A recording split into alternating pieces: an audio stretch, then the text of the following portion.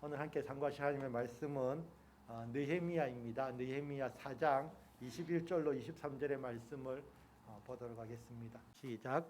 우리가 이같이 공사하는데 무리의 절반은 동틀 때부터 별이 나기까지 창을 잡았으며 그때 내가 또 백성에게 말하기를 사람마다 그 종자와 함께 예루살렘 안에서 잘지니 밤에는 우리를 위하여 파수하겠고 낮에는 일하리라 하고 나나 내 형제들이나 종자들이나 나를 따라 파수하는 사람들이나 우리가 다 우리의 옷을 벗지 아니하였으며 물을 기르러 갈 때에도 각각 병기를 잡았느니라. 아멘.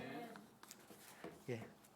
이 말씀을 보시면은 좀 헷갈립니다. 지금 이 말씀 분명히 4장 21절 시작할 때에는 우리가 이같이 공사를 하는데 근데 이 사람들이 맨 끝에 보니까 전부 다 뭐 있습니까?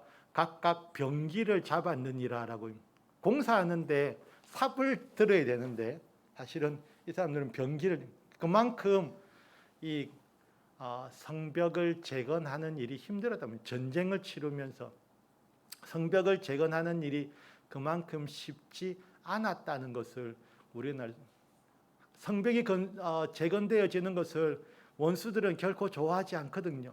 어떻게 하든지 원수들은 무너뜨리려고 하고, 그럴 때에 성벽을 재건하는 사람들은 그 원수들과의 싸움도 싸우면서 성벽을 재건해야 됐던 것이죠. 제가 계속해서 거의 뭐 한 달 동안 이 바벨론 포로기 이후에 이야기들을 계속 말씀을 전하고 있습니다. 그래서 그래도 이제 이 말씀을 전하면서 이제 그것은 분명히 알게 됐어요. 무엇을 알게 됐냐면은 스룹바벨이 있었고 에스라가 있었고 오늘 이 느헤미야가 있다. 이 세 사람이 각각의 1, 2, 3차 귀환의 어떻게 보면 대표적인 인물들로서 각각의 맡겨진 사명을 감당하기 위해서 그분들이 세움을 받았고 결국 그 일들을 완수해내었다는 것을 우리는 말씀을 통해서 알 수 있습니다. 그래서 오늘은 이 느헤미야 말씀을 보고자 하는데, 우리가 그 스룹바벨이 포로기 70년이 끝나면서 많은 사람들, 5만 명이 가까운 사람들을 이끌고 예루살렘으로 돌아와서 그 무너진 예루살렘 성전을 다시 건축합니다. 그래서 역시나 그때도 원수들은 방해했지만은 하나님이 은혜 주셔서 그때 이제 또 함께 등장하는 선지자들이 학개, 스가랴 이런 선지자들. 그래서 우리가 적어도 구약 성경에 있는 이름들이 지금 어떤 시대에 같이 살았던 사람들인가 생각해 볼 수 있습니다. 그래서 물론 포로기 이전에 포로로 끌려갈 때는 예레미야가 있었고요. 그래서 그 포로 생활 중에 다니엘도 있었고요. 그래서 이 포로 생활이 끝나면서 이 스룹바벨이 1차로 기원해서 성전을 건축하고 2차로 에스라가 돌아오면서 예루살렘의 그 무너진 예배 공동체, 이스라엘 믿음의 공동체를 다시금 회복시키는데 애를 썼고, 이제는 3차로 기환하는 느헤미야가 예루살렘으로 돌아와서 자기의 사명을 감당하는 일인데 그 말씀을 같이 한번 오늘 상고해 보도록 하겠습니다. 느헤미야 1장에 보시면은 이 느헤미야가 아닥사스다 왕, 그러니까 지금 이 에스라와 느헤미야는 같은 동시대 사람이죠. 에스라가 출발할 때에도 아닥사스다 왕의 조서를 받고 출발하였고, 역시나 이 느헤미야도 같은 시대인데, 그래서 역사적으로 보면 에스라가 아닥사스다 왕을 떠나서 예루살렘으로 돌아온 한 10여 년 후에 이제 느헤미야가 예루살렘으로 돌아오게 됩니다. 돌아온 게 아주 사실은 처음은, 왜냐하면 에스라나 느헤미야 모두 이 바벨론에서 태어났던 사람들입니다. 원래 그래서 그런 사람들인데도 불구하고 그곳에서 믿음 생활 잘하는 부모님들을 만나서 믿음 생활하면서, 그래서 자기들의 본향인 예루살렘으로 돌아가고자 하는 그런 열망이 있었던 것이지요. 그래서 아닥사스다 왕 때 수상궁에 있는데 말이죠. 바사는 나라가 아주 큰 나라였고, 그래서 수도가 거의 4개쯤 있었다 그러는데 이 수상궁도 그 중에 하나입니다. 그래서 그 수상궁에 있었는데 하나니가 유다에서 왔어요. 그래서 왔는데 여기에 보면 사로잡힘을 면하고 남아있는 유대 사람들, 그 사람들은 이제 이 사로잡혔다가 다시 면해서 돌아가는 그 사람들이 귀환한 사람들, 그 사람들의 형편을 들으니까 어떠냐면은 그 사람들이 그 지방 거기에서 큰 환난을 당하고 능력을 받으며 예루살렘 성은 허물어지고 성물들은 불탔다 하는지라, 보니까 예루살렘으로 돌아간 사람들이 행복하게 잘 살면 좋겠는데요, 환난을 당하고 능력을 받으면서 어려움에 처해 있더라. 왜 그렇습니까? 간단하지요. 예루살렘 성이 허물어졌기 때문에, 보호수단이 없는 것이지요. 성벽이 허물어지고 성문이 불타버렸으니까 원수들이 자기들이 쳐들어오고 싶을 때는 마음대로 쳐들어올 수 있는 거예요. 아직 예루살렘 성 사는 사람들은 강하지 못한데, 그래서 어려움을 당하고 있는 것이죠. 이 소식을 들었을 때에 느헤미야의 마음에 어떤 하나님의 감동이 일어나지요. 그 돌아간 사람들은 자기와 함께 생활했던 사람들일 수도 있고, 그래서 그 사람들의 삶이 이렇게 어렵고 힘들다는 것을 들으니까 느헤미야의 마음이 아팠습니다. 그 아픈 마음을 가지고 느헤미야가 뭐 했겠습니까? 기도했습니다. 그래서 우리가 또 이 귀환한 이 지도자들의 모습을 보면 하나같이 기도하는 사람들이었습니다. 기도로 일들을 이루어내었지 자기의 능력으로 이루어내지 않았다는 것이지요. 그래서 성전 건축하는 것도 힘들었고, 그리고 또 그렇게 막 이방인들과 결혼해서 믿음을 잃어버린, 이방인들과 같이 섞여 사는 그 사람들을 믿음의 사람으로 되돌리는 데에도 사실 에스라가 눈물로 금식기도 한 것이 시작이 되어져서 그런 일들이 일어났었는데, 그래서 1장 4절을 보시면은 내가 이 말을 듣고 앉아서 울고 수일 동안 슬퍼하며 하늘의 하나님 앞에 금식하며 기도하여 이르되 나오지요. 그래서 그 소식을 들으니까 느헤미야는 마음이 아파서 금식하며 기도하는, 그래서 계속 기도하고 있었어요. 근데 자기도 자기는 이 수상궁에서 일하는 사람으로서 공무원이잖아요. 국가 공무원인데 자기가 마음대로 갈 수는 없으니까, 그래서 어쨌든 기도하면서 있었습니다. 그런데 아닥사스다 왕 제20년 니산월, 이제 요쯤 되면은 달이 한 4달쯤 지난 겁니다. 그 4달 동안 느헤미야는 계속해서 기도하고 있었지요. 그런데 이 느헤미야가 이 직분이 뭐냐면은 술 맡은 관원장입니다. 우리 술 맡은 관원장이 사실은 아주 파워 있는 관원, 그냥 술 맡은 사람이어서 왕의 술 따라주는 그런 시종이 아니고요. 예. 우리가 바로의 그 술 맡은 관원장 이야기도 하시는 것처럼 이 느헤미야도 술 맡은 관원장으로서 아주, 그러니까 왕이 언제 술을 마시겠습니까? 기분 좋을 때 술 마시겠죠. 또 기분 나쁠 때도 술 마시겠죠. 그래서 어떻게 보면은 왕 측근에서 늘 왕과 함께 있는 사람이 사실은 술 맡은 관원장입니다. 그만큼 중요한 직분이 있지요. 또 왕은 자기가 그 술을 마음껏 마실 수 있는 것은 술 맡은 관원장이 그 안에 독 안 들어있는가 다 확인하고 말이죠. 좋은 술만 골라서 주니까. 그래서 술을 마실 수 있기 때문에 왕은 이 술 맡은 관원장을 아주 중요하게 생각하거든요. 그런데 어느 날 이게 4달쯤 지났는데 보니까 이 느헤미야의 얼굴에 좀 수심이 있는 거예요. 원래 이러면 안 되지. 왜냐하면 왕 앞에 있는 사람이 인상 쓰고 있으면 왕이 기분 나쁘면은 쫓아낼 수도 있는데, 근데 이 4달 동안 금식기도 하면서 이 느헤미야가 기도하다 보니까 어쨌든 그 얼굴에 수심이 있는 것을 아닥사스다 왕의 눈이 열어져서 보게 된 것이지. 그래서 야, 네 왜 그렇게 얼굴에 수심이 가득하냐? 그러니까 딴 이야기 안 하지요. 3절에 보시면 왕께 대답하되 왕은 만세수를 하옵소서. 내 조상들의 묘실이 있는 성읍이 이제까지 황폐하고 성문이 불탔사오니 내가 어찌 얼굴에 수심이 없사오리이까. 아주 기막히게 대답을 잘했어요. 그 시대 사람들도 조상들의 묘실을 잘 돌봐야 된다는 건 알았고요. 그래서 다른 정치적인 색깔 전혀 없이 그냥 조상의 무덤이 있는 예루살렘이 좀 황폐해서 마음이 너무 아픕니다 라고 이야기하니까 그 말을 들은 왕이 어떻게 했습니까? 그러면은 네가 무엇을 원하느냐? 이때 느헤미야는 또 잠시 기도했어요. 바로 대답 안 하고 말했죠. 하늘의 하나님께 묵도하고, 그러니까 얼마나 이 느헤미야가 평소에도 기도하는 사람이었는가를 알 수 있지요. 그래서 땅에서 딱 왕이 좋게 여기시거든 나를 유다 땅 나의 조상들의 묘실이 있는 성읍에 보내어서 그 성을 건축하게 하옵소서라고 이야기한 것이죠. 그러니까 하나님께서 왕의 마음을 만지셨어요. 왕이 이야기하는 거죠. 왕은 사실은 보내기 싫었어요. 그래서 이야기하지요. 네가 몇 날에 다녀올 길이며 어느 때에 돌아오겠느냐 하고 막 왕이 나를 보내기를 좋게 여기시기로 내가 기한을 정하고, 그래서 제가 언제까지 갔다 오겠습니다. 이렇게 왕은 떠나보내기 싫었지만, 그래서 이제 느헤미야는 이미 계획이 다 서 있었던 것이, 기도하면서 하나님께서 지혜를 주셔서 어떻게 이 성벽을 재건하는 일이 이루어져야 되는가를 이미 계획하고 있었어요. 그래서 차례차례 이야기합니다. 일단 가는 길이 안전해야 되잖아요.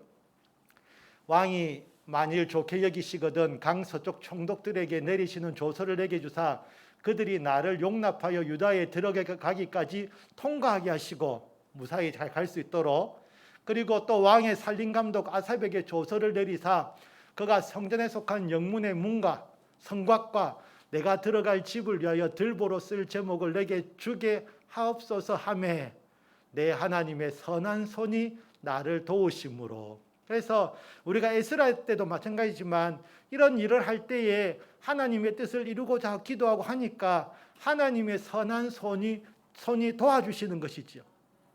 그러니까 왕이 오케이 한 것이, 그러니까 안전하게 유다까지 갈 수 있게 됐고, 그 성벽 건축 또 자기 집 짓고 하는 모든 일에 쓸 제목까지 다 왕이 내려준 것이지요. 그래서 또 그냥 보내지 않고요, 군대 장관과 마병을 보내어 나와 함께 하시기로 내가 강 서쪽에 있는 총독들에게 이르러 왕의 조서를 전하였더니, 그러니까 왕의 조서가 최고지 않습니까? 그러니까 왕의 조서를 가지고 가니까 뭐 꼼짝 못하는 것이죠. 그래서 이렇게 하면은 드디어 하나님의 이 성 예루살렘 성벽이 쉽게 건축될 수 있겠구나 생각이 들기도 하지만 그건 우리 생각이잖아요. 원수들이 그렇게 호락호락하지 않지요. 왕의 조서를 딱 전하했더니요, 그 조서를 받은 사람이 누구냐면 이 사람들입니다. 호론 사람 산발락과 종이었던 암몬 사람 도비야가 이스라엘 자손을 흥왕하게 하려는 사람이 왔다함을 듣고 심히 근심하더라. 이 산발락은 사마리아 성을 총독이고요, 도비야는 암몬 지역 총독입니다. 그러니까 그 사이에 예루살렘이 있잖아요. 그러니까 이 뭔가 예루살렘이 다시 회복되어지면 자기들에게도 뭔가 안 좋은 일이 있을 것 같다는 생각을 들고 어떻게 하든지, 물론 이 사람들은 당연히 믿지 않는 사람들이지요. 안 믿는 사람들이 이 이스라엘 자손을 흥왕하게 하려는 사람이 왔다는 그 이야기를 듣고는 어떻게 하든지 길을 쓰고 반대를 하려는 것이지요. 그래서 기도로 하나님의 일을 진행할 때에도 원수들도 그만큼 대비를 하고 힘든 일을 이제 치러야 되는 것이지요. 그래서 이제 말씀을 쭉 읽어 보시면은 느헤미야는 아주 주도 면밀하게, 그래서 밤에 혼자 살짝 나가서 말이죠, 성 어디를 고쳐야 될지도 혼자서 다 살펴보고요. 그 뒤에 이제 사람들을 모읍니다. 사람들을 모아서 그들에게 사람들 지도자들 모았겠지요. 이르기를 우리가 당한 공경은 너희도 보고 있는 바라. 예루살렘이 황폐하고 성문이 불탔으니 자 예루살렘 성을 건축하여 다시 수치를 당하지 말자 하고, 또 그들에게 하나님의 선한 손이 나를 도우신 일과 왕이 내게 이런 말을 씀을 전하였더니 그들의 말이 일어나 건축하자 하고 모두 힘을 내어 이 선한 일을 하려 하며. 그래서 사실은 이 성벽을 건축하는 일은 혼자 할 수 있는 일이 아닙니다. 그래서 이 예루살렘에 거하는 모든 사람들이 다 함께 힘을 합쳐야 되는 일인데, 그래서 우리가 성경 느헤미야 3장을 보면은 사람들마다 일어나서 자기가 담당한 구역들의 성벽을 쌓기 시작합니다. 그래서 동시에 막 여러 성벽이 이제 쌓아지는 것이지요. 그래서 이렇게 이제 하나님의 일이 일어나기 시작하는데 당연히 원수들은 조롱하고 반대하지요.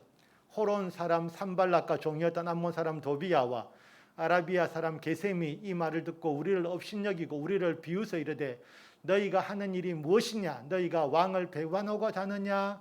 하면서 그러다가 이제 너희가 아무리 성 지어봤자 거기 여우 한 마리 올라가면 성이 다 무너질 것이다. 막 그렇게 하면서까지 이제 비웃습니다. 그런데 이 성이 잘 지어져 가거든요. 잘 지어져 가니까 이 사람들이 가만히 있지 않고 이제는 야 우리가 몰려가서 성을 치자 그냥 쳐가지고 못하게 하자. 그래서 그 소식을 듣고는 그때부터 기도하면서 그들이 파수꾼을 두어서 주야로 방벽. 그래서 아예 이제 미리 싸울 수 있도록 사람들이 무장을 하고요.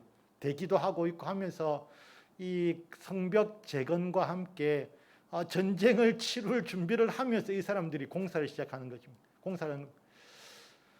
그런데 이제 그러니까 사람들 중에는 동요하는 사람들도 생겼어요. 야, 이거 우리가 이렇게 되겠나? 그랬을 때에 하나님께서 함께 하신다.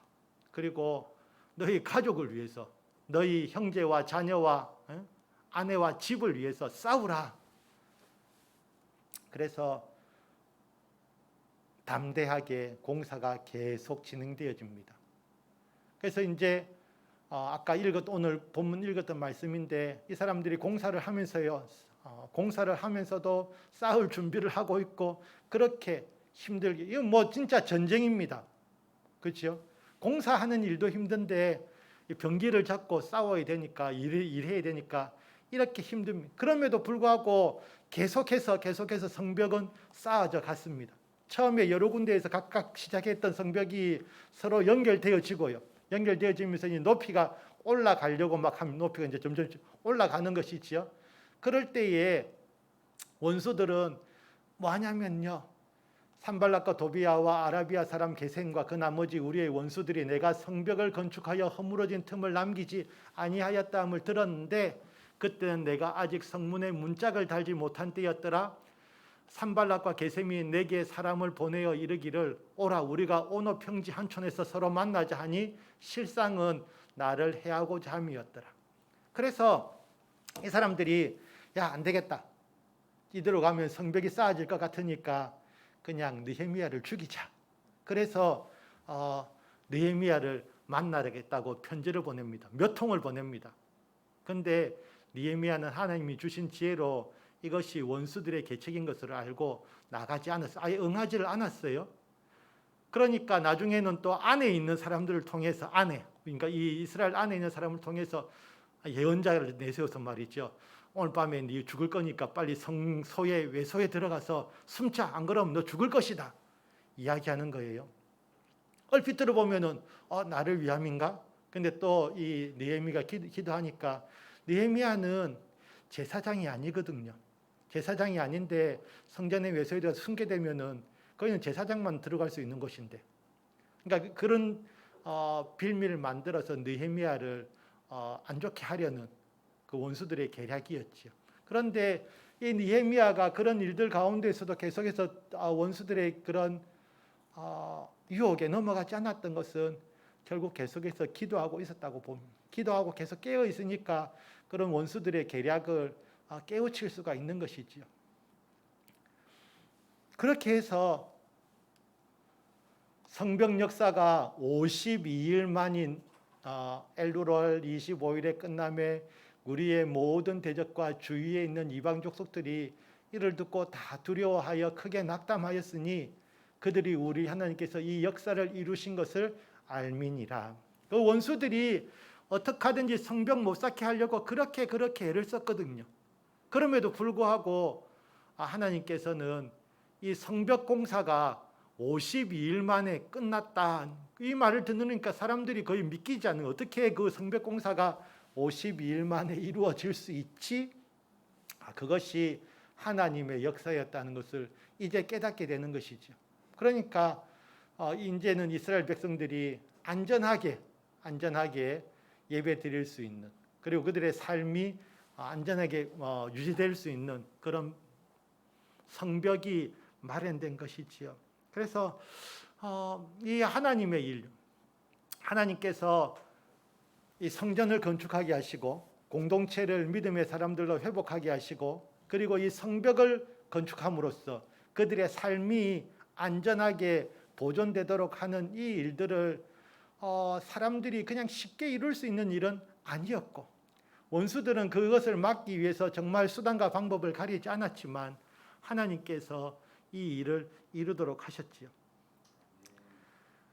실제로 아까도 말씀드렸지만은 이 성벽을 건축하는 데 있어서 원수들이 밖에만 있는 것이 아니고요. 안에도 있었습니다. 안에도 있어가지고 말로는 좋은 말을 하지만 실제로는 그 원수들과 서로 내통하여서 보면은 이 원수들과 막 그 사돈 관계에 있는 사람들도 많거든요. 그러니까 앞서서 이방인들과 통혼하였던 그 사람들 중에는 여전히 자기 자식과 그 이방인들의 자식들이 결혼하도록 말이죠. 해가지고 여기 나왔던 아까 이 도비아 있지 않습니까? 도비아 사돈도 이 이스라엘 공동체 안에 있었던 것이죠. 그러니까 사실은 이 느헤미야가 하는 모든 일들이 도비아에게 그대로 다 알려지고 그래서 이 느헤미야가 어려움을 겪게 되는데 그럼에도 불구하고 하나님께서 이 도비아의 계획들을 이겨낼 수 있도록 느헤미야에게 지혜를 주셨습니다. 그래서 우리가 이 삶이 어려운 거예요. 이 이스라엘 백성들의 삶이 힘들었던 것은 그들을 둘러싸고 있었던 성벽이 무너졌기 때문입니다. 물론 하나님이 우리의 산성이시지요. 피할 바이시지만은 이스라엘 백성들이 이 성벽이 무너지고 있었던 것은 그들의 삶도 같이 신앙생활도 같이 무너지고 있었거든요. 이미 그들의 신앙생활이 무너지고 나니까 이 성을 다시 회복할 수가 없었는데 하나님께서 그래도 이스라엘 백성들을 사랑하셔서 그들이 회복될 수 있는 그런 기회를 주신 것이죠. 우리의 가정도 마찬가지입니다. 우리의 가정도 말이죠. 하나님께서 물론 지켜보호하여 주시지만 하지만 우리가 영으로 깨어있지 않을 때에 기도하지 않을 때에 어느 틈엔가 구멍이 난단 말이죠. 그것이 중요한 것이죠. 그래서 우리를 위하여 여우 곧 포도원을 허는 작은 여우를 잡으라 우리의 포도원에 꽃이 피었습니다. 꽃이 피면 얼마나 좋습니까? 포도원에 꽃이 피면은 어떻게 됩니까? 조금 있으면 이제 포도가 열매 맺히겠지요. 참 좋은 그 시기인데 너무 꽃만 보고 있다가는 말이지요. 이 포도원을 허는 작은 여우를 모르는 것이죠. 요 놈이 작아요. 실제로 진짜 작은 여우가.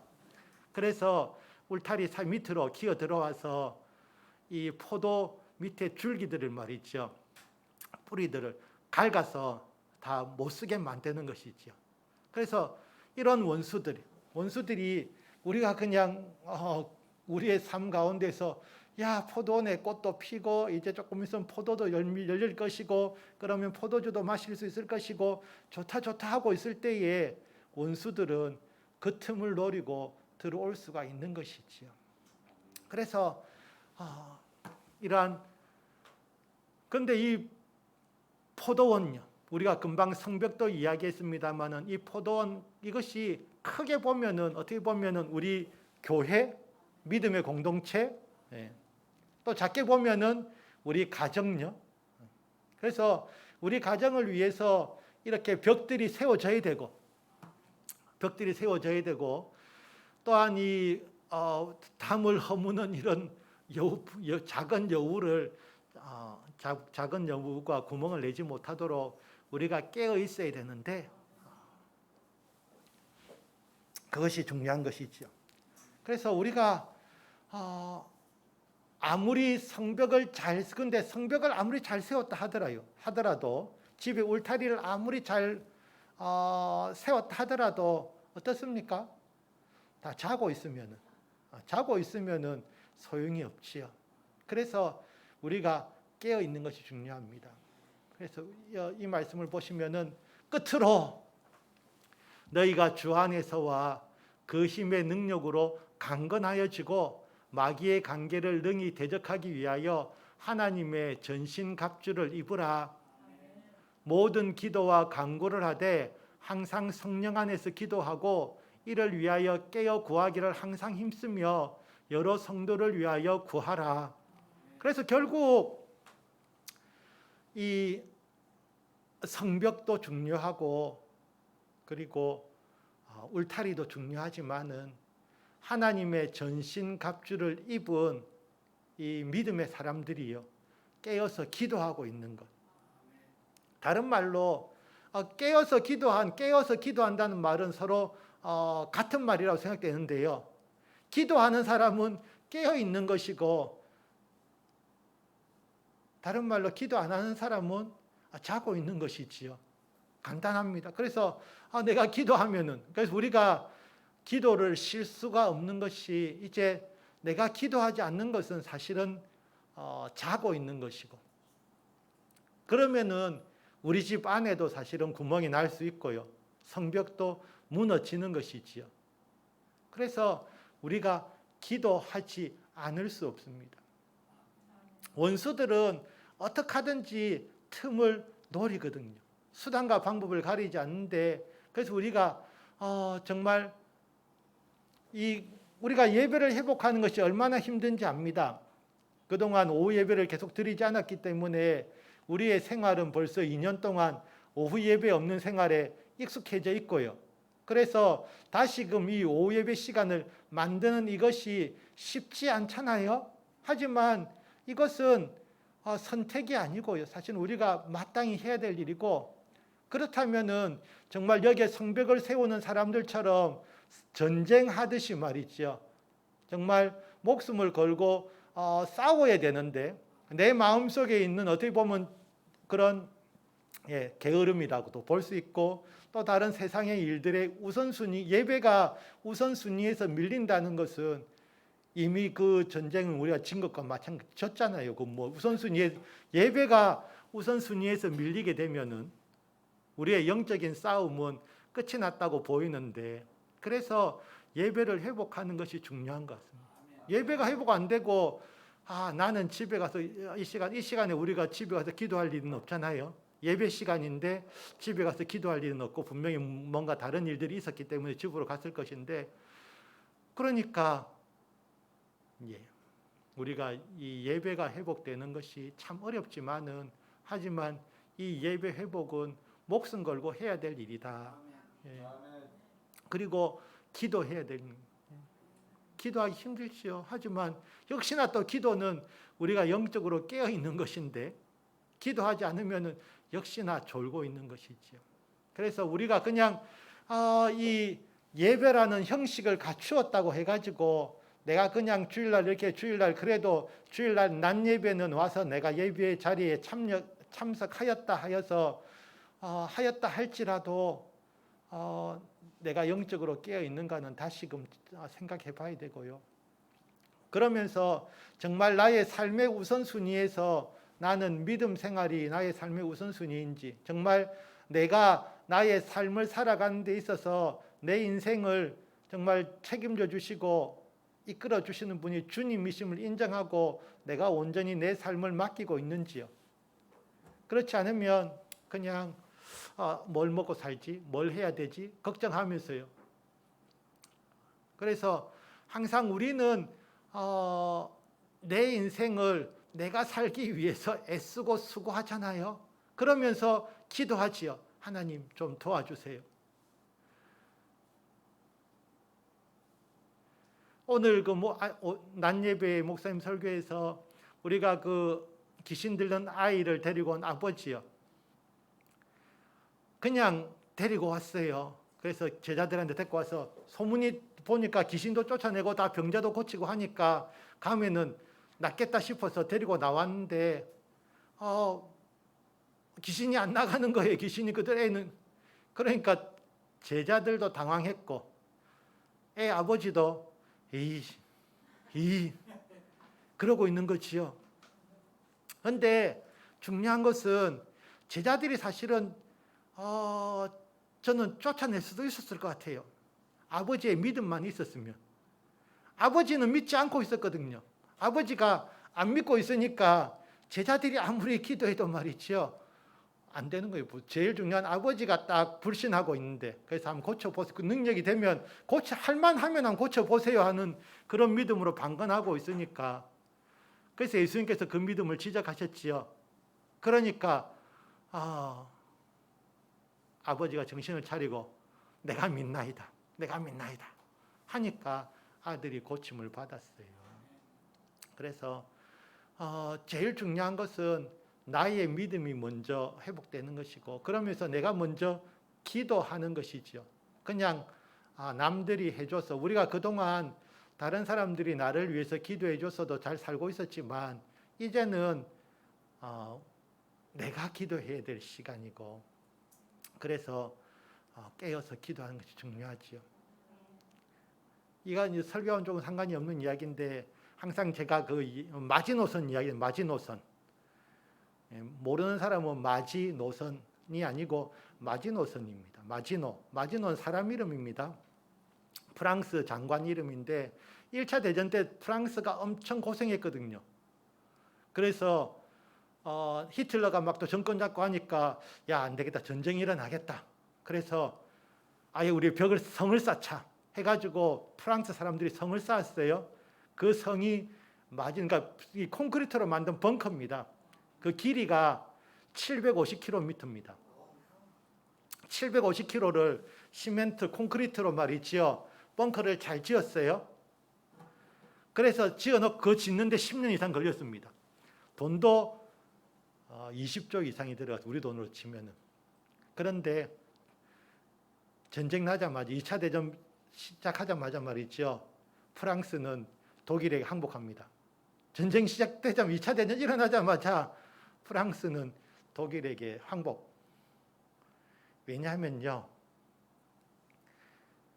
그 마지노선 그 방어 라인을 그렇게 철저하게 잘 만들어냈는데 글로 들어오면은 바보잖아요. 독일 사람들이 어디로 왔겠습니까?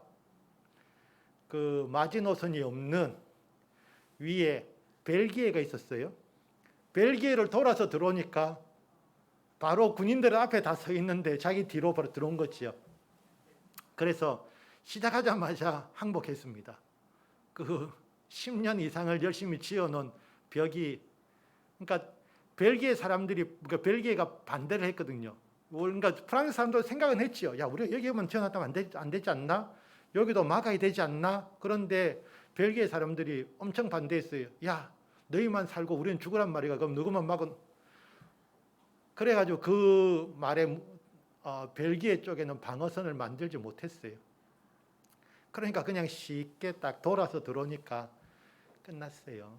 그래서 그게 이제 인간의 생각이지요. 그러니까 참 어떻게 보면 그 장관 머리가 나쁜 사람인데, 그냥 성만 잘 지어 놓으면은 될 줄 알았던 것이지요. 그런데 우리도 그냥 성만 잘 지어 놓으면요, 성만 잘, 내가 딱 이렇게 나도 그 예배 생활의 형식이 잘 갖춰지고 나는 주일 성수하는 사람이고 나는 그래서 성을 잘 지어놨기 때문에 원수가 못 들어올 거야. 하지만 또 겉이 아무리 잘 지어져도 안에 알맹이가 없으면 말이죠. 그리고 진짜 생각이 없으면요, 원수는 더 똑똑하다니까요. 열이 도둑 하나를 못 지키지요. 그것이 또 전쟁. 그러니까 우리는 생각할 때, 그러니까 마지노선이 왜 만들어졌냐면 항상 전쟁은 3대 1의 법칙이 존재하거든요. 공격하는 사람이 3이 돼야지 방어하는 쪽을 이겨낸 3배 이상의 파워를 가져야지. 그래도 우크라이나가 그래도 그동안 잘 버텼던 것은 우크라이나가 공격 안 하고 방어하는 쪽이었잖아요. 그러니까 훨씬 더 센 러시아가 밀어붙여도 그래도 일단은 방어할 수 있었는데, 이제 앞으로는 장담 못합니다만은 그런 것이죠.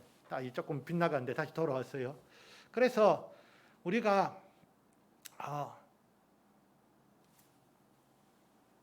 알맹이가 있습니다. 그리고 중요한 것은 나의 머리로 내가 사는 것이 아니고요. 우리가 진짜 의지해야 될 사람이 누구인가를 정확하게 아는 거지.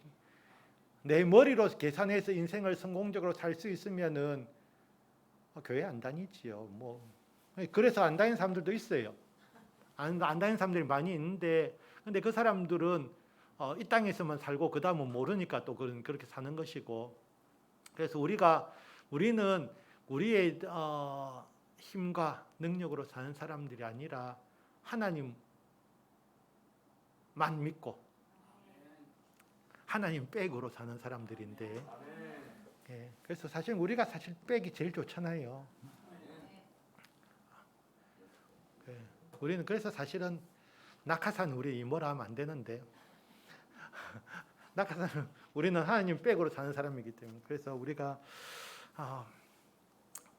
이 포로기 이후에 세 사람, 스룹바벨, 에스라, 그리고 이 느헤미야를 보면서 이 사람들은 참 그 하나님의 그 교회, 믿음의 공동체를 위해서 헌신된 사람들이었어요. 사실은 자기들은 그렇게 안 해도 잘 사는 사람들이었어요. 이미 이 바사 왕국에서 이 술 맡은 관원장까지 올라간, 자기 살아가는데 전혀 지장 없는 사람이거든요. 왕이 또 얼마만큼 사랑하는데. 하지만 그런 느헤미야는 그 자기가 물론 섬기고 이 땅에서 섬기고 있는 왕도 있었지만 자기의 진짜 왕은 하나님이셨기 때문에, 그래서 하나님의 백성들이 당하는 그 고난을 보고 있을 수가 없었던 것이죠. 물론 그것이 또 그렇게 해서 그들을 회복시키는 것이 하나님의 뜻이기도 했지만, 어쨌든 느헤미야는 그 일을 선택하였고, 그래서 하나님의 일꾼으로 쓰임 받았고, 그래서 이 성경에 기록되어져서 후세까지 전해오는 믿음의 사람이 되었는데, 그래서 선택하는 것이죠. 내가 어떤 것을 선택할 것인가? 내가 하나님 편을 선택할 것인가? 세상에서의 성공을 선택할 것인가? 그랬을 때의 믿음으로. 그래서 우리가 기도하는 그, 특별히 우리가 이 성벽이 지어지는 것을 보면, 성벽이 지어져 나가는 것을 보면, 우리가 에베소서 말씀처럼 각 교회 건물이 말이죠, 우리가 하나님의 성전으로서 함께 연합해서 지어져가는 그 모습처럼 성벽이 서로 지어져가는 그 모습이 닮았다는 생각도 드는데, 그렇게 믿음의 사람들이 서로 연결 지어졌어요. 그래서 이 결국은 이 신앙이란 것은 믿음의 공동체가 중요한 것이, 혼자서 전쟁하는 것이 아니고 전쟁은 군대가 하는 것이거든요. 그러기 위해서는 이 깨어있는 하나님의 전신갑주를 입은 군인 한 사람 한 사람들이 모여서 하나님의 군대를 만들고, 그래서 원수랑 싸워야 되는 것이지요. 전쟁은 개인전이 아닙니다. 그래서 우리가 대장 되신 하나님을 따라가면서 하나님의 군대가 하나님의 역사를 이루어낼 수 있는데, 그래서 우리가 참 이 코로나 이후에 재건되어질 것이 많습니다. 어떻게 보면 그동안 제가 계속했던 설교가 재건 시리즈인데요. 예배가, 그러니까 성전이 재건되어야 되고, 예배가 재건되어야 되고요. 그리고 우리의 삶이 재건되어야 됩니다. 하나님 중심으로. 그래서 이제는 우리의 삶이 그동안 하나님 없이 살아가는데 익숙했던 사람들이 다시금 하나님 편으로 돌아서는 데에는 어려움이 있습니다. 쉬운 일은 아닙니다. 하지만 먼저 하나님의 뜻을 분별하는 그 하나님의 사람들이 기도하면서 함께 하나님의 성전으로서 지어져 가는 그런 우리가 되어야 되는 것이죠. 그래서 우리가 정말 하나님의 뜻을 알고 하나님의 뜻을 이루기 위해서 기도하는, 그래서 우리의 믿음이 회복되어지는 그런 은혜를 다하여 주시길 원합니다.